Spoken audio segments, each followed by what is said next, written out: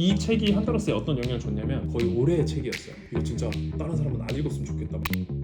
제가 어느 날 어떤 독서 모임을 이제 하게 되는데 그때 뭔가 이 한다로스에 좀 기초가 되었던 책들을 만나게 돼요. 여러 책들을. 그런 책들이 한 7권 정도가 돼요. 어떤 책이었는지 한 권씩 한 줄 정도 소개를 해줄 수 있을 것 같아요. 한다로스 만든 7권의 책. 첫 번째는 포뮬러라는 책이에요. 성공과 성장에 대해서 이렇게 알려주는 책인데 운동처럼 1등이 굉장히 명확한 분야들이 있어요. 100m 달리기 할 때 우사인 볼트가 그냥 빠른 놈이 1등인 거잖아요. 근데 이제 예술 분야를 생각해보면은 그걸 되게 평가하기 어려워요. 사람마다 주관적으로 달라질 수 있는 게 있거든요. 운동 경기처럼 기준이 명확하지 않은 게 세상에 사실 훨씬 많아요. 그런 경우에는 성공하려고 하면 뭐가 필요하냐면 실력 곱하기 네트워크가 필요해요. 이 단순히 내가 어떤 역량을 가지고 있음 자체만큼이나 중요한 게 내 실력이 세상에 좀 드러나고 연결될 수 있는 형태로 만드는 게 중요해요. 그게 이제 브랜딩이라고 할 수 있는 거죠. 그래서 포뮬러 자체가 진짜 한다로스가 태동하는데 굉장히 많은 영향을 줬어요. 왜냐면은 우리가 사람마다 각자 보석 같은 걸 내 속에 가지고 있지만 그런 것들을 뭔가 드러내는 법을 너무 못 배운 거지. 우리나라는 유독 뭔가 좀 겸손하고 자기를 좀 드러내면 안 될 것 같고 이런 게 좀 있으니까 글이라는 수단을 통해 가지고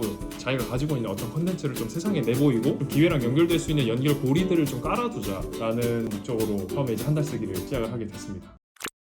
두 번째는 친구의 친구라는 책이에요. 우리가 진짜 뭐 8달이 건너면 세상에 연결되지 않는 사람이 없다라는 말이 있을 정도로 약한 연결, 느슨한 유대의 힘, 그 사이에서 찾아오는 어떤 기회들, 실제로 내가 삶을 살면서 내가 도움을 받는 사람을 보면은 난 진짜 친한 친구가 아니라 어느 정도 1년에 한 3-4번 연락하는 친구를 통해서 도움받는 경우가 되게 많다. 그리고 내가 필요한 게 있을 때 바로 옆에 있는 사람보다는 그런 사람을 통해서 실제로 기회가 얻어지는 경우가 굉장히 많고 시기마다 200명을 넘지 않는다는 거야. 과학적으로 봤을 때. 근데 여기서 가장 중요한 개념이 슈퍼 커넥터라는 개념이 나와요. 어떤 사람은 일반적인 사람보다 훨씬 몇 배나 많은 어떤 네트워크와 그 사람 주변에는 엄청나게 많은 사람들이 있다는 거죠. 예를 들어 뛰어난 실력을 가지고 있어. 1번에 나오는 포뮬러랑 똑같은 거죠. 그러니까 실력이 있는데 그 네트워크, 연결고리가 많이 없다. 김준영처럼 이렇게 사람 많이 만나고 뭐 이러기에는 나는 싫은데 그럼 나는 어떻게 해야 되지? 이런 고민이 들 수 있잖아요. 그때 할 수 있는 방법이 2가지가 있어요. 하나는 사람을 활용하는 게 있고 두 번째는 플랫폼을 활용하는 방법이 있어요. 근데 이거의 2가지의 공통점 뭐냐면 슈퍼 커넥터를 활용한다는 거예요. 만약에 실력이 있다. 그 슈퍼 커넥터랑 친해지는 거예요. 그래서 슈퍼 커넥터한테 자꾸 이제 뭔가 자기 걸 보여주고 알려주는 거예요. 그럼 이제 슈퍼 커넥터는 연결해줄 사람을 찾거나 주변 사람한테 이 사람에 대해서 굉장히 알려줄 수 있는 사람. 첫 번째 이 사람이고 두 번째 플랫폼인데 플랫폼 뭐냐면 사람들이 이미 모여있는 곳에서 좀 더 편안하게 드러낼 수 있는 플랫폼 활용하는 거예요. 그 많은 사람들이 내 말을 끝까지 집중해서 들어도 조회수로 치면 200밖에 안 돼요. 200명이라고 치면. 근데 온라인에서는 훨씬 많은 사람들한테 내가 가진 걸 드러낼 수 있어. 그러니까 이 온라인 플랫폼 자체가 슈퍼 커넥터라고 할 수 있는 거죠. 그래서 이 친구의 친구와 포뮬러가 연결이 되는 거죠. 그러니까 실력을 가지고 있을 때, 내 컨텐츠를 가지고 있을 때 이걸 세상에 알릴 수 있는 방법이 뭘까? 내가 활용해야 되는 슈퍼 커넥터가 도대체 뭘까? 근데 이게 친구의 친구. 세 번째 책은 신뢰 이동이라는 거예요. 에어비앤비가 어떻게 서비스를 디자인했는지에 대한 내용인데 신뢰가 굉장히 중요한 키워드예요. 그 에어비앤비라는 회사에. 왜냐면은 우리 집에 누가 모르는 사람이 와서 자는 거잖아. 그 자는 사람 입장에서 내가 모르는 남의 집에 가서 자는 거거든. 근데 비슷한 게 오프라인에서도 내가 이 사람 처음 만났어. 이 사람에 대해서 알 길이 없거든. 신뢰를 어떻게 형성하냐. 뭐 이름이 뭐예요. 뭐 어디 살고 뭐 하는 사람인지 이런 거 좀 알면은 신뢰가 좀 생기잖아. 소개팅 같은 걸 한다고 쳐도 예를 들어 길 가다 누가 나한테 번호 물어본 경우랑 내가 진짜 친하고 내가 아는 사람이 소개해준 경우 완전 다르잖아요. 그러니까 신뢰의 속도 자체가. 그래서 이제 여기서 되게 중요하게 생각하는 거는 신뢰를 위해서는 신뢰를 디자인할 수 있는 게 굉장히 중요하고 그런 플랫폼이 필요하다는 거예요. 그래서 우리가 개인을 통해서 신뢰를 느낄 수 있는 지점들이 있는데 어떤 플랫폼은 그 안에 사람들이 엄청나게 많은데 그 모든 사람들이 담겨 있어도 미니멈의 신뢰 레벨을 올릴 수 있는 플랫폼들이 있다는 거예요. 그런 신뢰를 디자인할 수 있는 어떤 정책들 이런 것들이 잘 구현이 되어 있으면은 그 안에서 신뢰가 계속 유지될 수 있게끔 하는 작동되게 하는 장치들이 있는 거예요. 우리 한다로스 플랫폼에서 어떻게 하면 그런 신뢰를 좀 유지시킬 수 있을까에 대한 것들을 이제 마련을 하기 위해서 제가 굉장히 도움이 많이 됐어요. 그때 어떤 장치들을 마련했냐? 되게 많아요. 막 10가지가 넘는 장치들이 있는데 제일 컸던 건 뭐냐면 추천지였어요. 처음에 이제 27명이서 같이 시작을 했는데 끝나고 나면 이제 다 수를 했어. 그러고 나서 그 다음 기수 어떻게 하지? 라고 했을 때 여기 있는 사람들 너무 괜찮으니까 다음 기수에는 한 명씩만 진짜 괜찮은 사람 데리고 오자. 자기 친구 중에서. 자기 친구 중에서도 그래도 어느 정도 할 수 있는 친구들을 데리고 온 거예요. 그래서 신뢰 디자인을 그때 했었고 이런 장치들이 계속 있었어요. 그래서 한다로스만의 어떤 실천하는 사람만 일단 모으기 위한 어떤 신뢰 장치들이 굉장히 많이 있었다. 그래서 이 책이 되게 도움이 많이 됐었고요. 네 번째가 평균의 종말이에요. 이건 되게 간단한데 사람마다 성공하는 방법이 너무 다르다는 거야.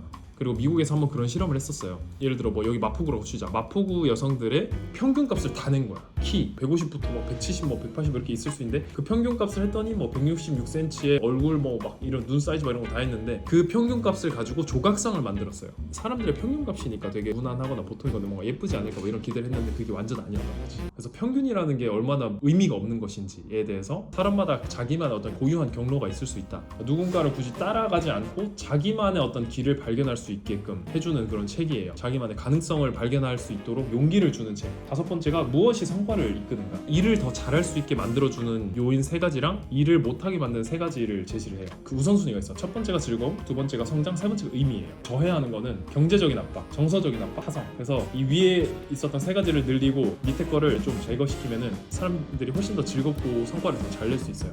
근데 이 책이 한더러스에 어떤 영향을 줬냐면 과정 자체에서 최대한 좀 재밌게 하려고 했었어요. 과정에서 즐거움을 느껴야 된다. 사실 성인교육 시장은 어떤 특정 지점에 도달하는 것도 중요한데 그 과정에서 즐거움을 느끼지 않으면 우리 평생 배워야 되는데 너무 힘들다는 거지. 과정에서 즐거움 주기 위해서 뭐 라이브 톡이라든지 중간중간에 사람들끼리 뭔가 만날 수 있는 것들 계속 제가 만들려고 많이 애를 썼었고 그 어떤 경제적인 압박 같은 걸 좀 느끼지 않게 하기 위해서 환급제 이런 걸 안 한 이유가 사실 다 여기서 나오는 거예요. 그래서 이게 무엇이 성과를 이끄는가였고, 여섯 번째가 콘텐츠의 미래인데 여기는 사용자 연결이 가장 핵심이에요. 정말 좋은 콘텐츠가 있어서 그런 것들을 사람들한테 일대다로 유통을 시킬 수도 있어, 뿌릴 수도 있는데 정말 이 속도가 훨씬 빨라지려고 하면은 사용자들끼리 이런 거래가 가능할 수 있게 해줘야 됩니다. 그래서 가장 대표적인 사례가 뭐냐면 당근마켓이에요. 당근마켓은 그냥 플랫폼이 그 안에서 사용자들끼리 계속 거래하고 주고받고 이렇게 하잖아요. 메시지 주고받고. 한다러스가 가장 지향하는 거는 정말 좋은 콘텐츠를 그냥 이제 유통을 시키는 게 아니라 그 사람들끼리 좀 연결을 시켜가지고 서로 연결되는 것 자체에서 뭔가 밸류가 계속 나올 수 있게끔,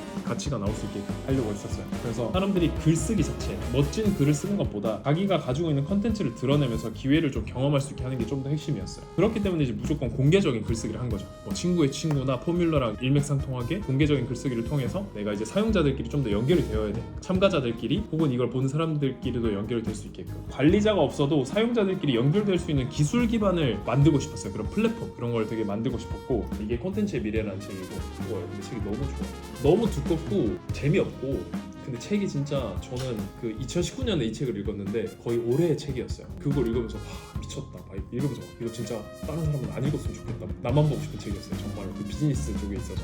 그 다음 마지막이 이제 순간의 힘이었어요. 순간의 힘은 뭐냐면 사람들이 모든 순간을 기억하지 않잖아요. 정말 결정적인 순간들을 기억을 하는데 어떤 순간을 도대체 사람이 기억을 하나.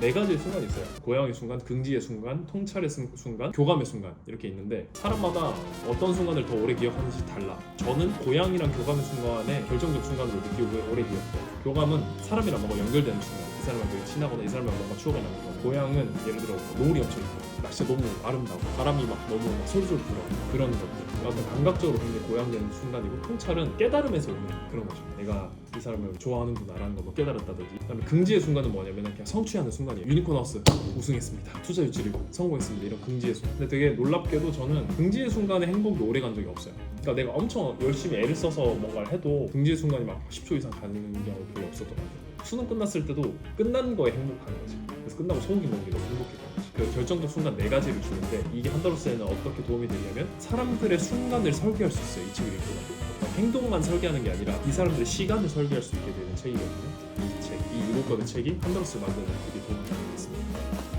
그 다음에 박수라도 한번 쳐주세요. 아니 이거 너무 예쁘다. 철학 교육받는 느낌. 너무 뭐라 해야지, 난 정말 진지하게 듣고 있잖아. 너무 산업의 정신.